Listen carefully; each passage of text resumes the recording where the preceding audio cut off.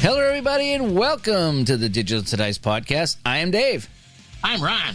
617 Omaha. We're going to talk some football today. Like a good neighbor, Jake is there. What are you wearing, Jake? Khakis. There's a guy that plays hockey with us, and every time I would skate by the bench, he'd go, Jake, what are you wearing? And for the longest time, he's like, what are you talking about? And I was like, are you wearing khakis, Jake? He's like, oh, funny. So episode 72, the Miami Dolphins episode. Yeah, we'll go 72 Dolphins, 72 Bruins, one of the two. Take your pick, but episode 72. Football. Bobby Orr play quarterback. He did. He was a quarterback on a power play. Bada boom. All right, so yeah, we're going to talk some football today, but let's get some business out of the way. First off, ways to get a hold of us. Digitaltodice.com is the website. That's where we park all of our shows. The text line, 978-751-DICE, 978-751-3423. Digitaltodice@yahoo.com if you want to send us a direct email. And over on Facebook, facebook.com/groups/digitaltodice, and that is growing. What are we up to now, Ron, on the Facebook page? It was over 600. Yeah, we're doing really well on that. And we've had some really good posts lately over there on the Facebook group. We've had some people showing off some new games and things like that, and first looks, and all kinds of good things over there on the Facebook group. If you're interested in some Digital to Dice gear, as we like to say, over at cafepress.com/digital to dice, you can get some mouse pads and glasses and the whole bit. I saw Al, Red Sox fan, streaming with the Digital to Dice mouse pad as his dice rolling. Very nice. It was kind of cool. Nice. Yep. That was kind of fun to see. How's the song fit, Dave? I haven't asked him how it fit, but asked him. Okay. Wait. Mine hasn't arrived yet. Yeah, they didn't have my size. Twiggy, yeah, pretty much. Yeah. So anyway, so what do you think? Should we get to what we're playing? Sure. All righty.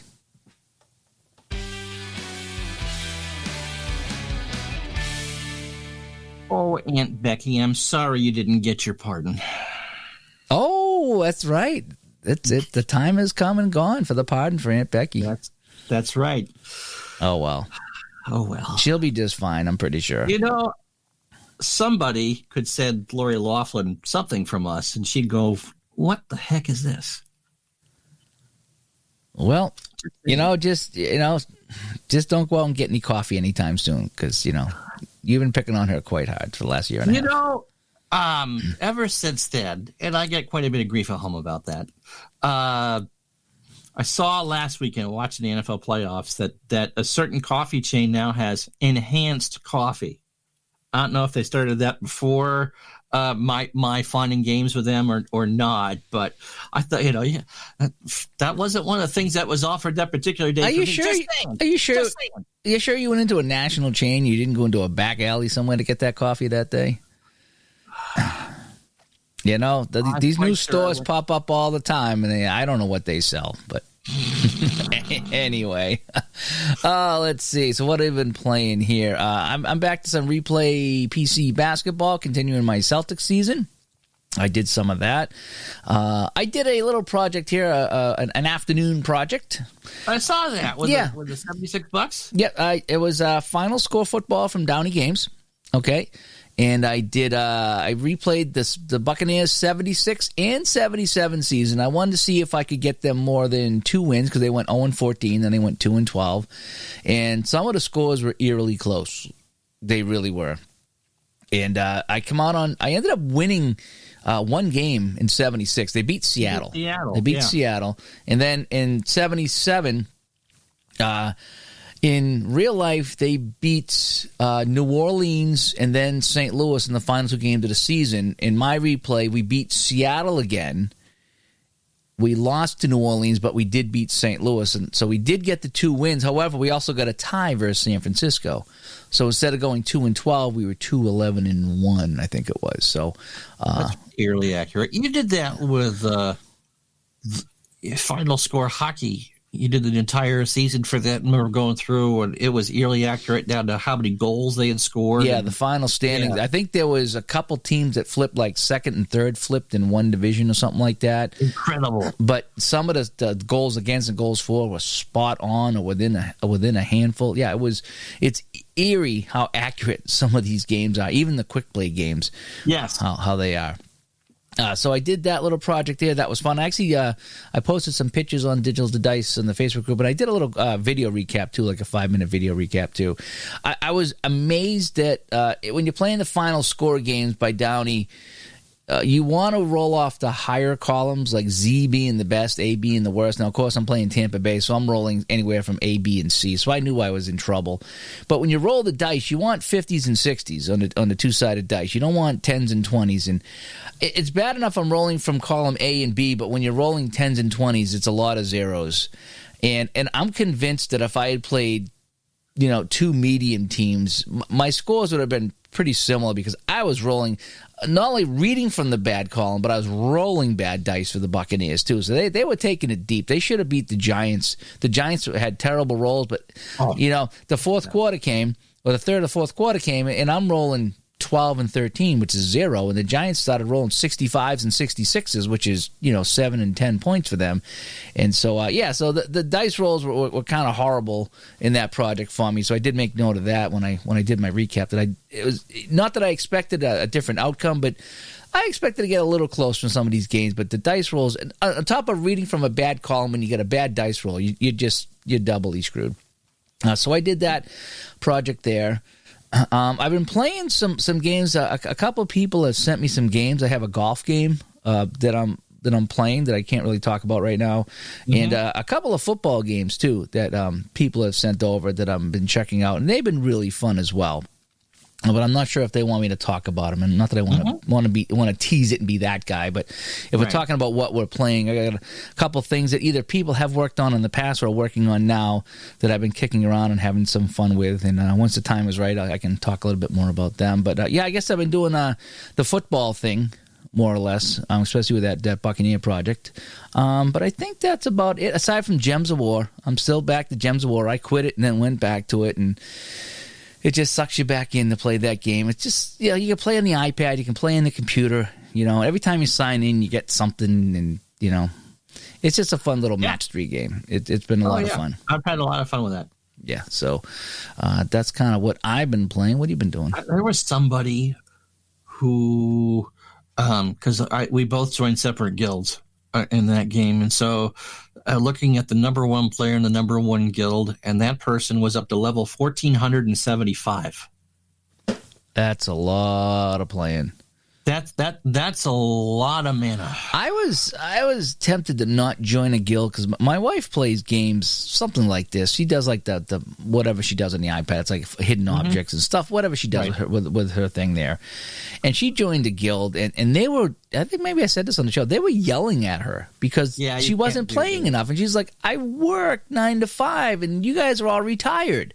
And you play all day, so of course I'm going to come in last place all the time." And they're like, "Well, everyone else is pitching in, and you're not pitching in." So she just went, "See you later. I'm here for fun." So I'm kind of hoping that this game doesn't do that. I joined a casual guild, so we'll see what that is. To explain, there was 3 settings that you could look for: casual, balanced, and extreme. And I joined casual because I'm a solo player. And so far, I've contributed my points and logged in every day, and the benefits certainly help, but no one's bugged me to, "Hey, yo, fat boy, what are you doing?" I try to play a couple of matches for the guild, and you just play the game out, and you get random plays. It's kind of fun playing random people, and I just play some of the lower levels, win a couple of matches for the guild, and then I leave, and then that's what I do. And I did that, and then the next time I went back, it was all level 28 stuff. Like, no, I'm not doing that. Anywho, so what have I been playing? I did a day at the races for Lon's top of the stretch. So we did 6 races, and it rained and cleared up all the same day. That was great. And that's great because you can run them for, pretend you're at a real track, or you could do it from from Gardner's Lawn Supply in Walla Walla, Washington, or whatever. It can be from whatever. And so we did that. Don Sutton passed away yesterday, Monday. Oh, I saw that. Yeah, Tuesday, 75, and so I did a tribute game for him. And one of the rare cases, I did do 3 takes of that. Really? So the first take, I never got the first inning of either game. The first take, it's a good thing I didn't do this live. What I generally do for a tribute game is go back to what I think their best season was and then play their best game of that particular season. And it's always tough for a pitcher to even come close to replicating what they should have done. And so Sutton's best season was 1980, which you could have knocked me over with a feather for that. And so as it turned out, it's against their closest rival, the Giants. And so get all set up and recording and doing this, and the Giants put 4 on him in the first inning. They went, nope, not showing that one. We're going to restart this because, I mean, if he lost, that's fine, but the whole point of doing a tribute game is to show off the person that you're paying tribute to. Take 2, the cat decides that she's restless, and so she decides to cuddle on my legs, which she normally does at night, and somehow she got her paw caught in my sock and the cuff of my pants. And so I'm doing the intro, and I'm hearing, meow. And I'm you can't see because it's audio, but I'm moving my leg around and she's screaming at me because she's hurt as I'm trying to get her to relax. So I couldn't do that, and so it was on the 3rd try that I finally got the game, and we did it, that in 1 take. So did that, but yes, I was forgiven by my cat child eventually for that. Oh, it was just, come on. People don't understand how difficult it is to stream and record some of these games because we don't have studios. We don't have these quiet places to go. Even with the interview with Lon, someone went by the house tooting the horn, and I couldn't edit that out of the show. So there's a horn honking on the show somewhere, and you get dogs barking and doorbells ringing and phones ringing, and it's just we've had shows that we've taped on a Wednesday afternoon like this where you got F-35s taken off at the airport a couple miles away from here, and you can definitely hear them when they go. Yeah, but when something like the cat or the dog or something happens that Lon's dog was barking too on Friday. Yeah, and so this is not studio work, and so normally I wouldn't restart a tribute game. It's like no one's going to watch me pay tribute to a guy as he's getting the snot kicked out of him in the 2nd inning. That's just not fun. Yeah. That's just not fun. Plus, as Dave's favorite 1823 baseball replay continues, we've developed chewing tobacco, and so we'll be 49 is going well. And as every other baseball replay, I've tried to get the Red Sox to play well. They're in 6th place in an 18 league. This is the year that they lost on the last weekend of the season to the Yankees. They got to start winning if they're going to lose to the Yankees. I remember it well. So, of course you do. Of course you do. You playing anything modern? Playing anything since I've been alive? Yeah, I did. The Sutton game was in 1980. Okay. Gems of War. You're allowed to play that. Beyond that, no. Since you've been alive, you've been doing anything? You playing any of that hockey still? The offline? You were playing some hockey and offline basketball. Oh yeah, I played some more of that 61-62 NBA replay. Yeah. Okay. Again, I try to do that a quarter at a time, and I haven't slept well a lot recently, so no. It's one of those things that the mood will strike you, and you'll sit down and do it for an hour again. And it's different because 60s basketball, you shoot a free throw after every. You said that, yeah. Yeah, you said that. And so I'm intrigued with the season. You already get to the games where for instance, the Celtics have played 1 game, and I think I'm playing the 4th game for the Knicks already, and the Knicks aren't good. Kind of like with your Celtic-Knicks thing. I played Celtics-Knicks the other night, and I streamed it. It was 8-0 New York. 4 minutes into the game, I think. The Celtics were getting shut out. How do you get shut out in a basketball game, and they were. And this is the 14-1 Celtics getting shut out by the I think it was the 3-13 Knicks or something like that. There you go. And I was just like, this is unbelievable. And the Celtics at one point had more turnovers than they had points. Larry Bird didn't get his first points until midway through the second quarter. It was just really weird game to have how it went. I don't think anybody was in double digits for the Celtics until like after the first half. It was just a crazy game. Celtics ended up coming back and winning. I don't know how. They trailed the whole way. They ended up coming back and winning that game, but it was just nasty. It was a nasty game. I remember listening to a Celtics game in the pre-cable days, okay? So 87, 88. And I forget who they're playing, but they are well, let's just say nursing homes leave less of a mess than what the Celtics did that quarter, okay? No offense to anyone that has relatives in a nursing home. I mean, this just sunk to high heaven. I think they got 7 points in the quarter. This is back when they were, the end of, they weren't winning championships anymore, but Bird, McHale, and Parrish were all reasonably healthy people. So they get outscored like 28-7 in the quarter.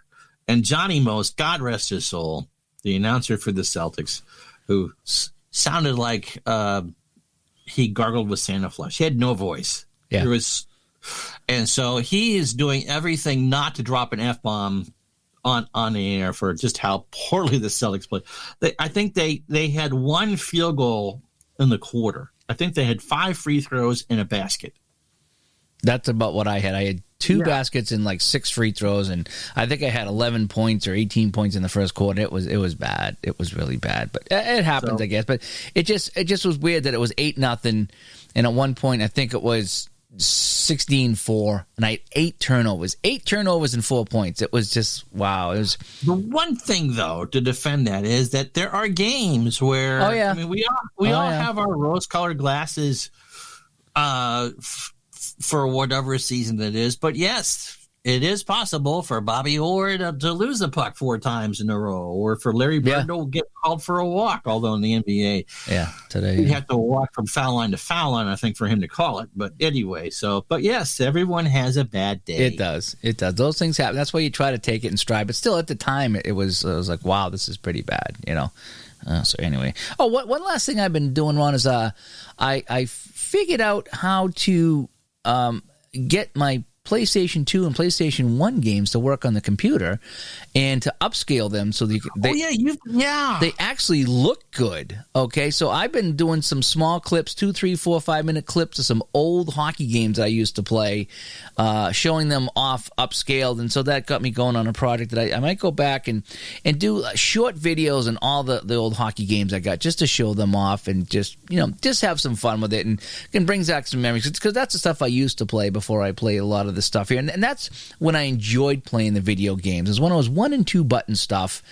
It didn't get all complicated like it is nowadays, and you're not looking at your hands, seeing what buttons to push or what buttons to hold. It was so much easier. And between the football, the basketball, and the hockey games, I'm really enjoying going back and playing all those games now. And like I said, they're all behind me. If you see my videos, they're all behind me there. And, they're all these 50-cent and $1 games that I picked up at flea markets and stuff. And now I can actually play them, and because trying to play them on the old TV or the old PlayStation 2, the graphics were really bad. Back in the day, you didn't notice it because that's what they were, but now that we have 4K TVs, the Nintendo and the Sega Genesis, the 4K TVs now make it really tough to play old games in their natural habitat, so to speak. Right. So to upscale them, it makes a world of difference, and it has been a lot of fun. So look for that on my channel if you're interested in some old sports games. So anyway, so what do you think? Should we move on to our main topic? Sure.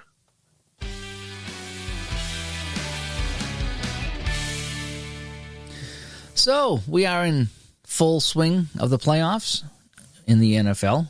My favorite weekend of the year as a kid was championship weekend. Not necessarily the Super Bowl, because I'm an 80s kid, and there was no such thing as a good Super Bowl. Yeah, me neither. But it was fun. The playoffs were always fun. It's like they say in hockey. The first round in hockey is the best, because there's 2 or 3 games a night, every night, and it's a step up from the regular season. And then you eliminate half the teams, and you get half the amount of games, and the excitement kind of tails off a little bit in hockey after that first round. But for football, you get to the better, growing up, it was, okay, the wild card teams, or here's 2 teams we'll never see in the Super Bowl playing in a playoff. Yeah, the 4 and 2012 Eagles won the NFC East. Right. So they automatically get in. It doesn't matter. They get in, but the 14-2 Tennessee Titans are the 7th wild card and don't get in now. Yeah, they don't get in. But no, championship weekend, always a good doubleheader. And because, as I said, when you and I were kids, the Super Bowls weren't always the most competitive things in the world.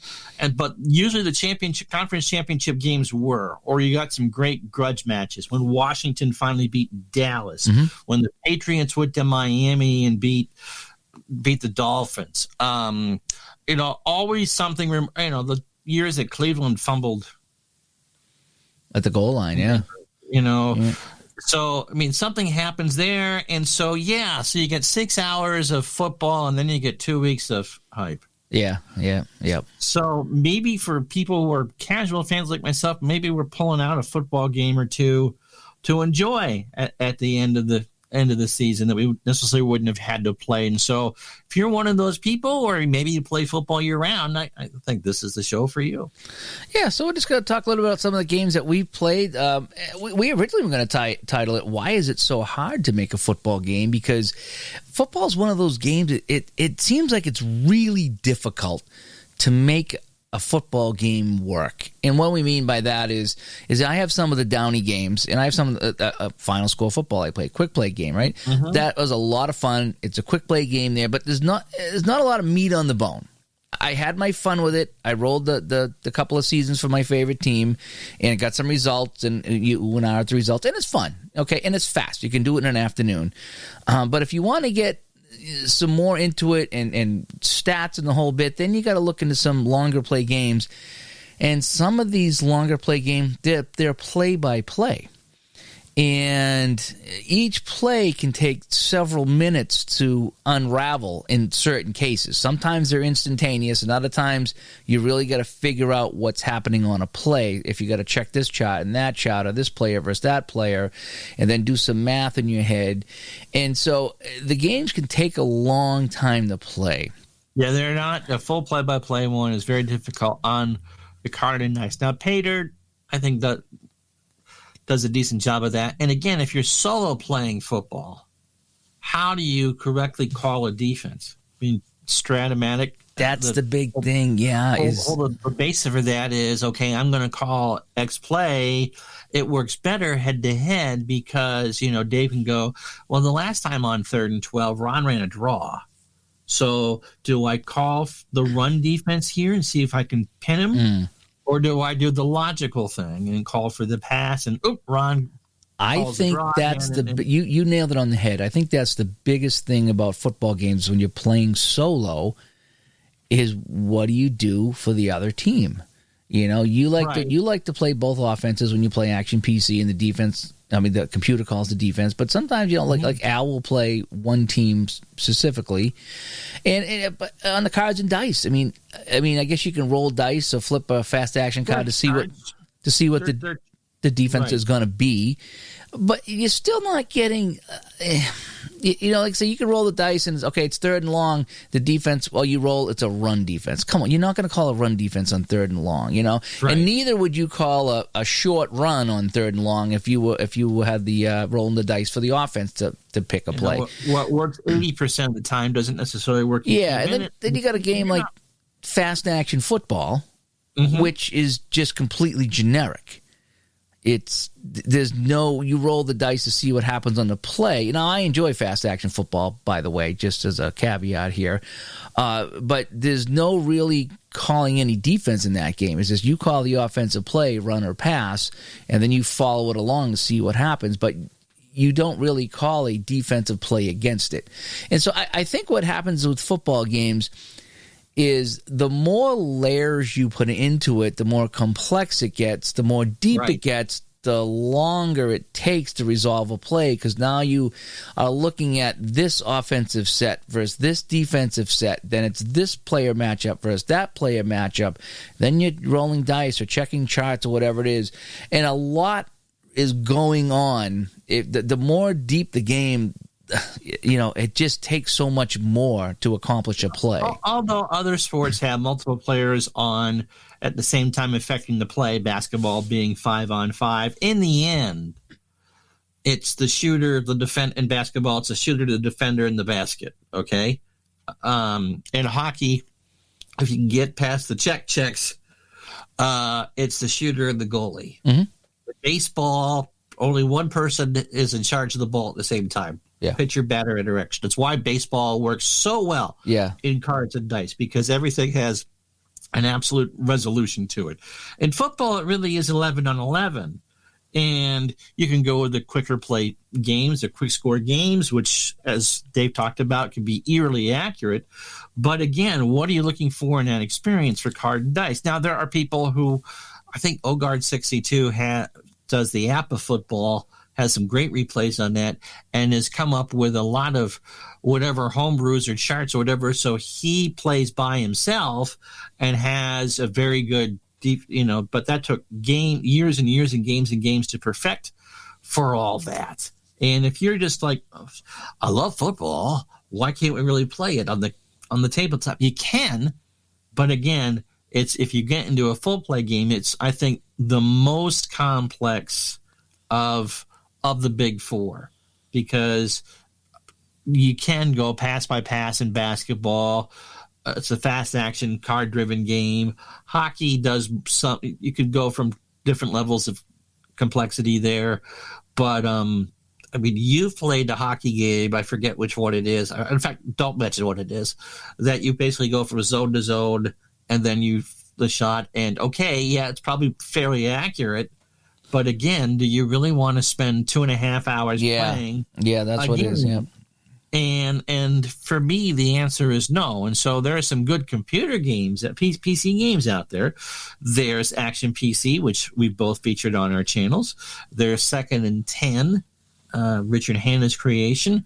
I'm trying to think if there's Inside Sports has a Inside Blitz, which I haven't played there.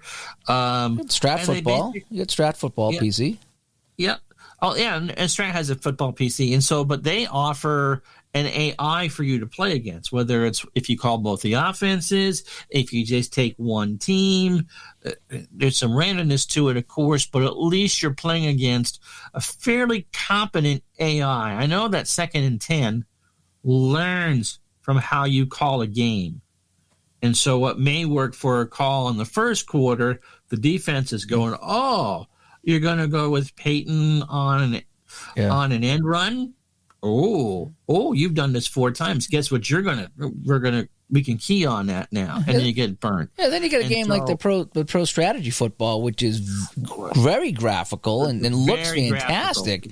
A throwback to both front page football in the 90s and the Microsoft line, where they're very accurate despite the fact that there's all kind of generally ratings and not necessarily statistics.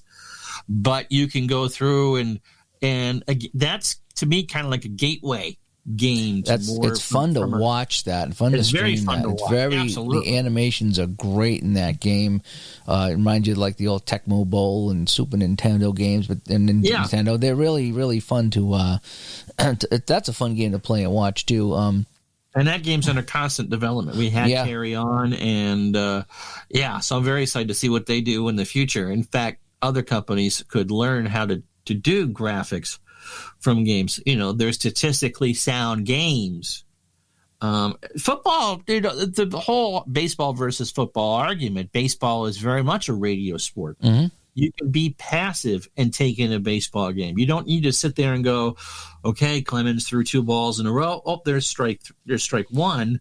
You can sit there and have a conversation. You can play cards. You can order food. Yeah, I'm usually working in the yard or working on the deck, and maybe you got people over, and you have the game on in the background. Whereas football, it's like command your attention. Yeah, it's like, okay, here's the play. Stop what you're doing. Watch the play. Okay, now go back. You got 20, 30 seconds to do something. Okay, sit. Here comes the play. Okay, yeah, it does. Here's your attention. You need to sit down and watch or sit down and listen, Football is the perfect television sport. because it really does require your attention to get the full gist of it. And if you some big play in the game, you get essentially 3 chances to move the ball 10 yards. And if you don't, that's a possession where there's a flag or whatever. And so you want to watch those replays. Well, in baseball, look, I might know the difference between a fastball and a changeup, but my wife, I'm like, okay, what?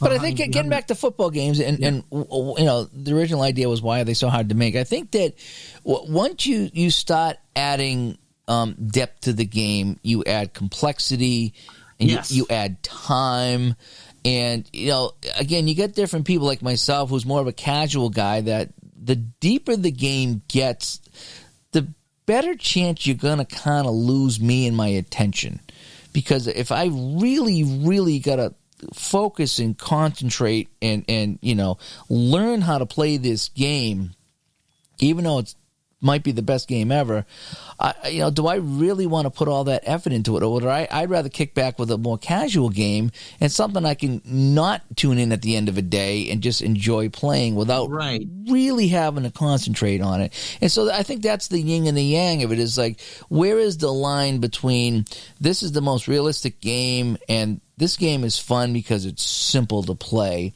And I don't know if that game is there yet, because you find some great games, but again, like even I was looking at, was it the I think it was like the Mean Gene Football, one of the Downey games. Not only do you have the 11 guys on each side, so and you got so now you can set your defensive formation, your offensive formation, what kind of a runner or pass, short runner pass, all these options you can do in the game. But then when the play actually happens, then you factor in penalties, then you factor in turnovers.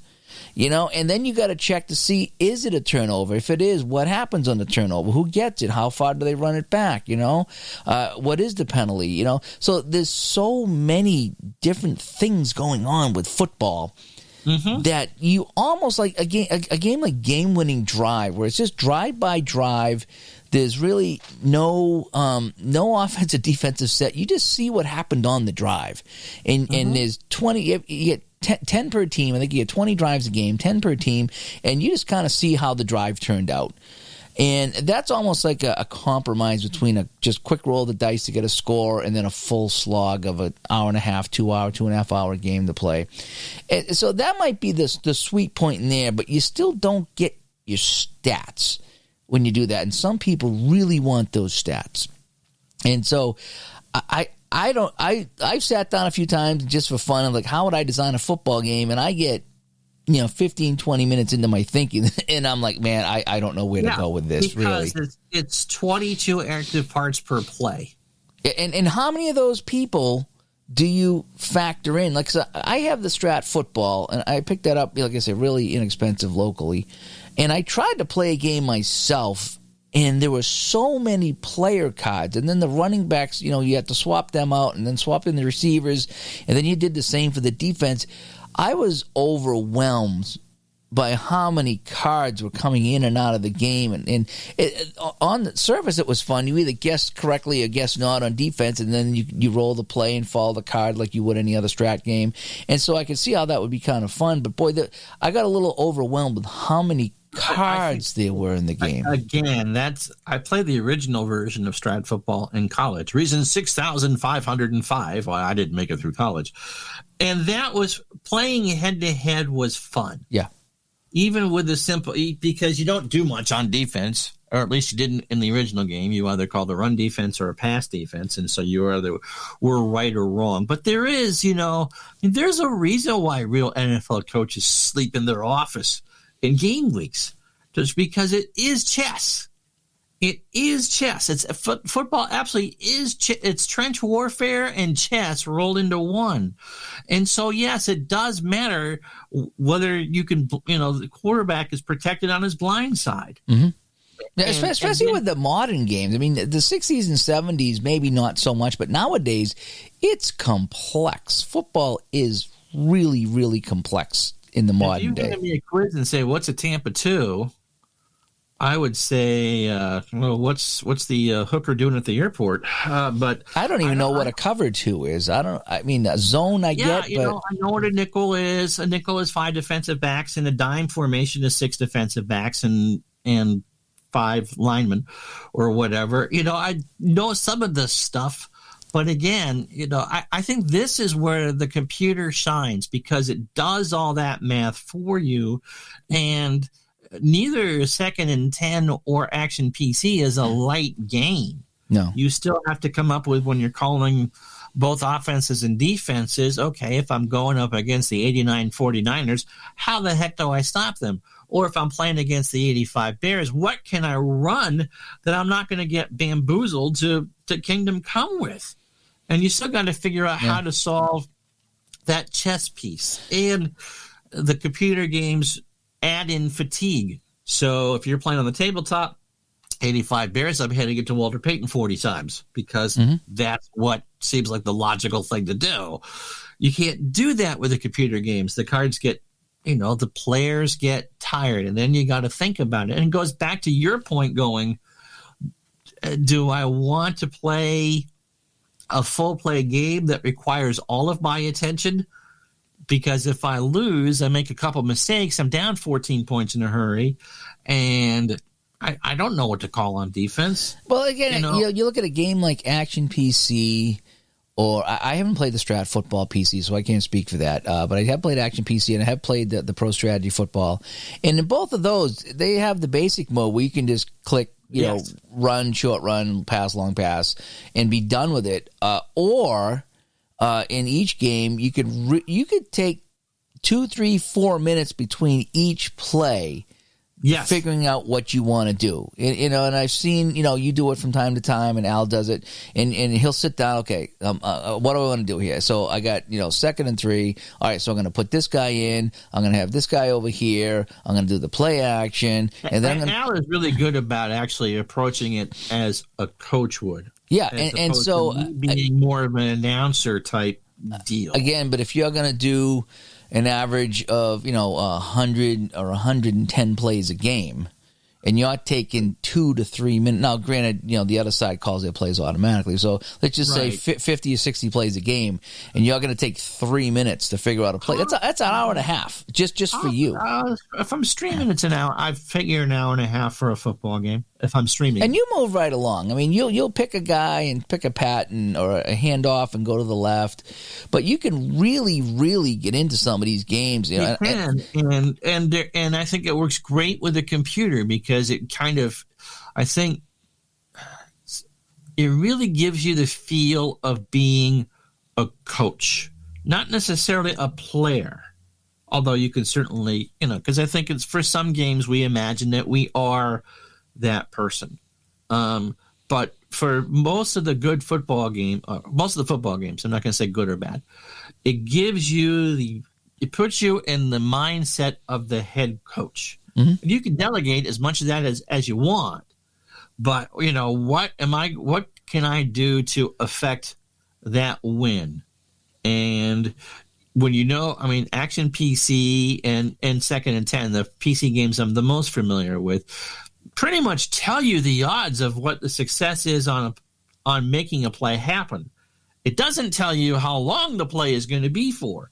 So if you go, okay, I got the best running back, I've got Earl Campbell, and I'm seeing that the defense is in a pass formation, Earl Campbell going to go for a long way until you see that dice roll come up and go, 99. Oh, Earl got stuck behind the line. And so that's the other thing I think with football is you may execute everything perfectly as far as I'm going to throw the long pass against a run blitz and they're not paying any attention to my wide receivers and I've got Jerry Rice and Tim Brown to throw to and tweet holding, that. Yeah, that and comes so out. You get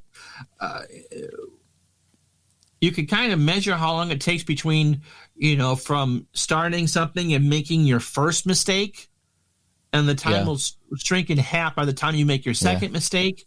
And depending on how tired and patient you are, you just start drowning in your own mistakes. Yeah, and I really think that comes with football. And I think a lot of it for me is I never want a game.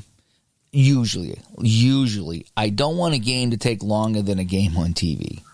You know, I can sit down and watch a full football game. Like I say, it's 3 hours, 3.5 hours. I don't want to be playing 2.5, 3 hours on the tabletop. I just don't. And even on the PC, you start getting into an hour and a half, 2 hours. For me, while that one game is fun, it's nothing you would want to do a medium or a long-term project with if that's how long the game's going to take. They are built for single-team season. Yeah, they really are. And now, so what some other companies have done and some other people have done, they've designed some 7-player football games rather than the 11 one. And I think one we were looking at was Grid Zone. Mm-hmm. They do a version. I think it's a 7-player one. Play Games does Fury Football. It's a version of football. I'm not sure if it's less guys than their second season football, but it's a variation of football. They also came out with Second Season Express, which puts you into zone. So it's not a 100-yard field. It's a 10 zone. I still want to try that there because that looks like it's a lot like I say, like a game-winning drive type of deal where you're rolling and you're driving the ball and it's zone by zone and you still get some stats. Yeah, that's still one I do want to play. Is the Second Season and the Second Season Express. So some companies have tried to get creative by saying, look, we understand that 11 on 11 is a lot to deal with. There's a lot to every player has something going on there. So if we get it to 7 on 7, it simplifies the game. Maybe it's a little simpler to play. It's faster to play. You can still get a football experience. So some people have done that. There was one game I played, a Downey game, that they did have every position pretty much covered. Luckily, it wasn't player cards. It was a big team sheet. But I think it was Mean Gene, and it was just like, okay, the run is to the right. Check the right end. What his rating is, and then look at the chart. So that it did factor in everybody into that game. And sometimes that's neat because different players do different things. So I guess if you got a fantastic right end, if you got Mean Joe Green over there or whatever it is, or somebody like that, compared to just Joe Average, you'd like to see if every time they go to the right, Mean Joe Green's going to have a better chance of stuffing that run. But and that's the nice thing with Action PC is that all the linemen are rated. Yeah, and so if you got John Hanna pulling the block for you, you got to have a decent running back to do it. But that's where we get back into why are they so hard to make, because now you got to factor in the linemen, and do you factor in injuries for the linemen, and do you have the backups come in, and how often does that happen? And we're gonna do a whole other show on injuries. Yeah. And so, it makes a difference. And, of course, you look at a skilled position, much like a running back or a quarterback. Hey, look at the difference between Dan Marino and when he ruptured his Achilles in Cleveland back in the early 90s and Scott Mitchell. It makes a whole different thing. And you're the one that tried to do the Steve Young project. Yeah, it might have been the front. It might have been the front page football you talked about, because it was on the computer, probably back in 1998 or 99. Yeah, that was the end of that was the front page era. And I said, I'm going to do a replay here with, I think it was San Francisco. Steve Young, he was a big deal in that game. And the first game he got hurt, he was out for the season. And I was like, I didn't play this replay to play with the 49ers backup. Right. And I stopped. I don't think I ever really went back to that. That soured me. That he got injured. Knocked on your door and told you were a bad boy. But yeah, and so I stopped the project, and I don't know if I really ever. I think I started it up again, but it's just not the same. That excitement's gone. And you're like, what if I get 4 games and he gets hurt? And again, the other big 3 sports, baseball, basketball, and hockey, they're longer seasons. So it's an 80-game season for basketball and hockey. It's 162 games for baseball. So if your favorite pitcher gets shelled, he goes out there in 5 days. He gets hurt. Okay, someone else is coming to take his place. It's a team sport. And the Patriots did well the year they didn't have Tom Brady. But again, the point is, I want to right the wrong. I want to. This is not my personal opinion as I say this. I want the 2007 Patriots to go 19-0. No, I don't. No, I don't. Go Giants. What? Oh, sorry. Don't mute me, Dave. Please don't mute me. But again, if Brady gets hurt in game 2 or something weird happens and the Patriots start 1-3, where's the fun in that? Yeah. Where is the fun and all that? And I think it goes back to a show that we did early on. replayability versus fun. And I think for football especially, that's the key. Where is the line? It's going to be different for everybody. And again, as we say a lot, there is no wrong answer. Yeah. And sometimes I'm in the mood for a quick, I've been seeing a lot of the 76 and 77 season highlights pop up on my YouTube feed. And it got me itching to play. And I was like, I wonder can I get Tampa more than 2 wins? And what game would I do that with? And I was like, final score. I bought it over the Black Friday sale. I got all the seasons. I got the big whoop-de-doo package. And I was like, let me play that. I bought it. Let me play that. That would be the perfect game to do in an afternoon. And I did. And I just printed out the season and I set it up and just wrote down, who played who. And it just takes a second to factor in, the ratings for the teams. And then I sat down and I rolled all the games and I had it done in an afternoon. The whole project. And that's what I was ready to do. There's other games, fast action football, Mean Gene, Gridiron Wars. What you have to do is you got to set aside a couple of hours to do that game.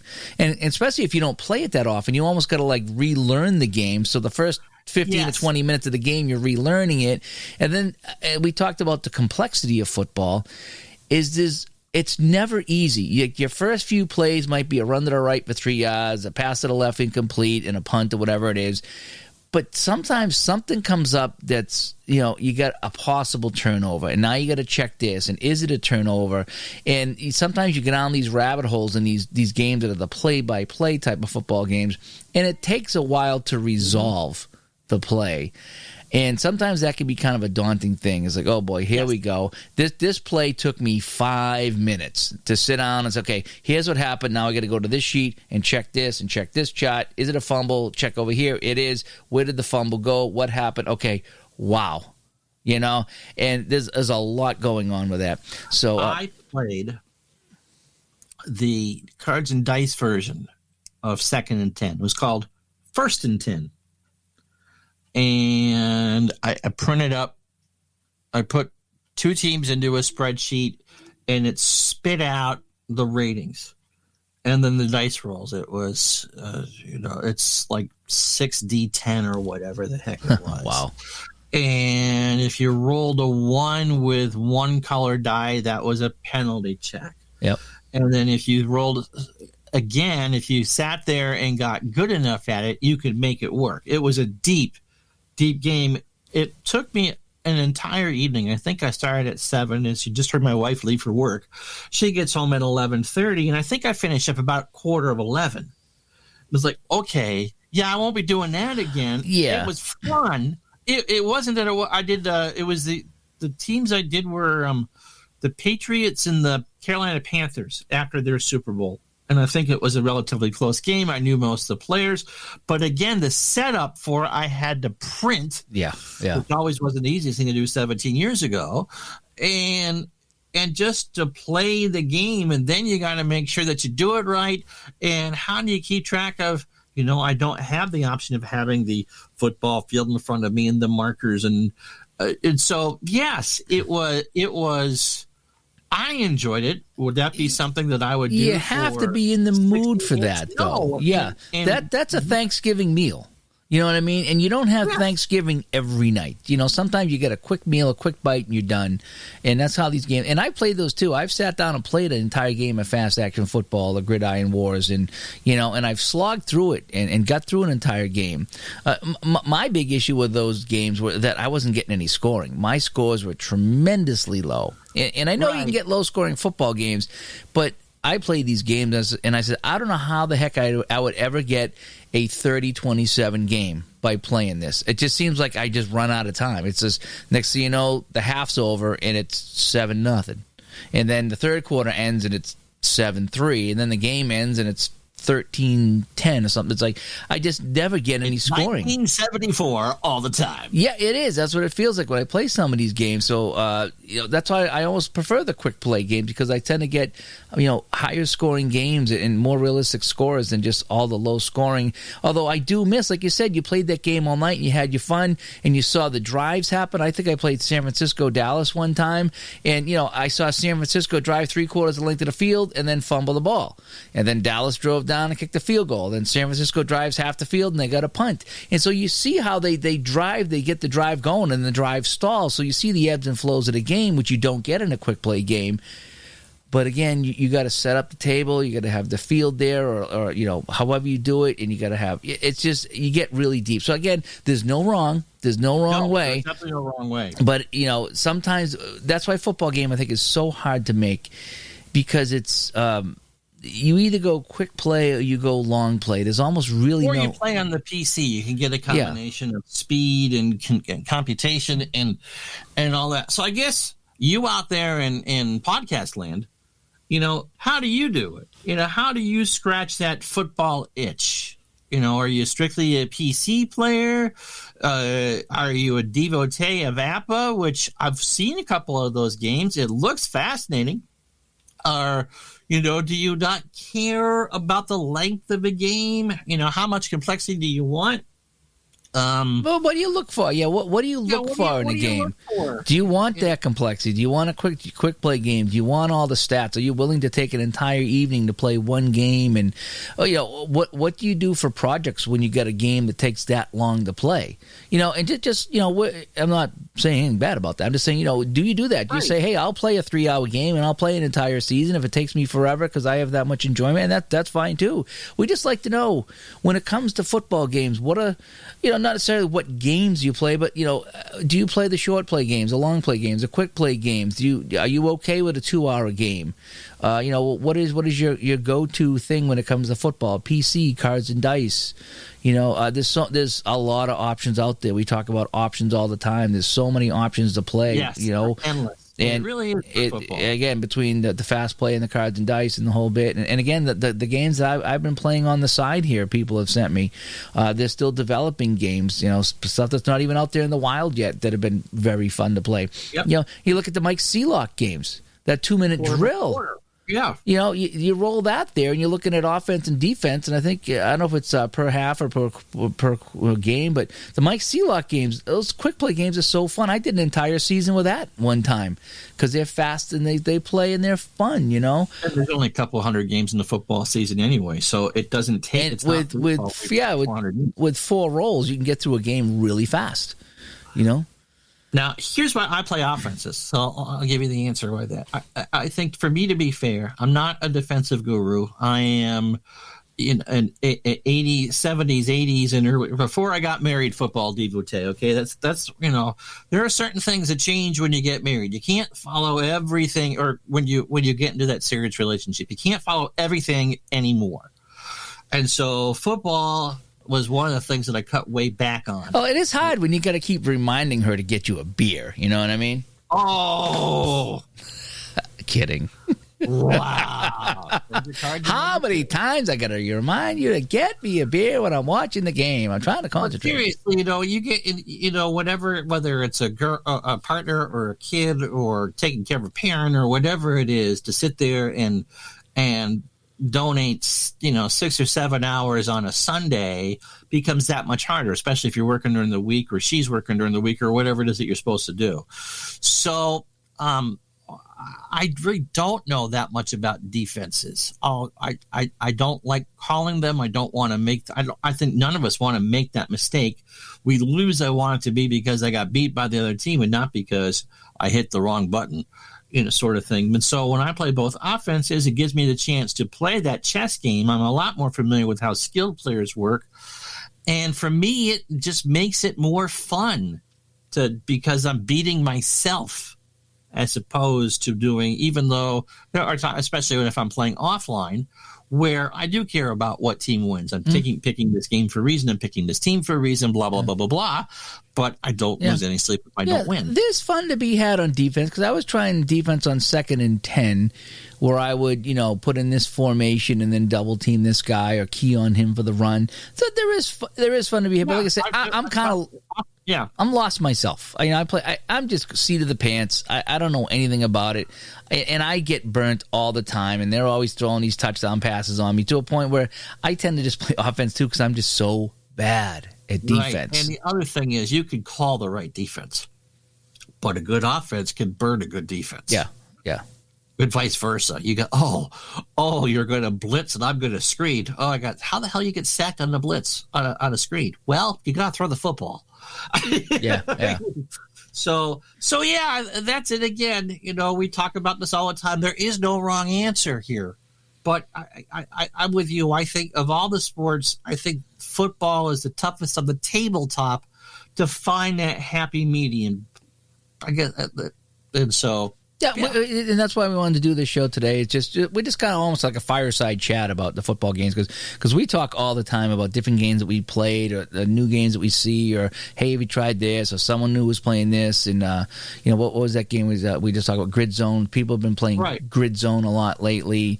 The Football Fury stuff too. I just started playing 2nd and 10, and so we've been playing a lot of these football games. And boy, it's just. You could just see how a lot goes into these and how, like I say, how deep do you want to get? It's so complex and so we just wanted to chat a little bit about football games there and we almost feel bad for the people making because there's just so much to consider, And again, if you aside from a quick play game, if you get into a play-by-play game, it's so much to consider. In a game like fast action football, where it's a generic defense. Okay, now the defense is rated for the team. I get that, but you're not going to call runs and passes against that in fast action football. That's fun because it's simple and I can get through that. Whereas if you take another game and like it was Gridiron Wars, you can pick the defense or you roll for the defense. That just adds another layer of complexity to the game where it's like, okay, I'm running now, but I'm running against a run defense, so now I have to look at this chart and subtract 2 from this and then another 2 from this because they guessed right. And now it becomes a lot of thinking to get through a play, a lot of things to remember on top of all the things to remember. And then inevitably I keep screwing up. And it's to a point where I think Gridiron Wars, someone suggests don't do the defense. Just run generic defense. It's the only way you'll keep your sanity in that game because it's just so much to remember already. Well, here's the secret about any football game. A properly organized or carded team is going to accurately represent the defenses they played against anyway. So a team from the NFC Central in the 80s would struggle on offense because they played the Bears twice. Mm-hmm. You don't get necessarily the flavor of playing against the 2000 Ravens or the 85 Bears or the Mean Joe Green, but you're going to get close enough, I think, that you could do that. Mm-hmm. So anyway, so hope you enjoyed a little chat about football today. We definitely want your feedback on this because there's just so much to talk about. And I'm sure we'll come back to this topic again and revisit in some way, shape, or form because there's just so many football games out there. They all do different things and they're all fun in their own way.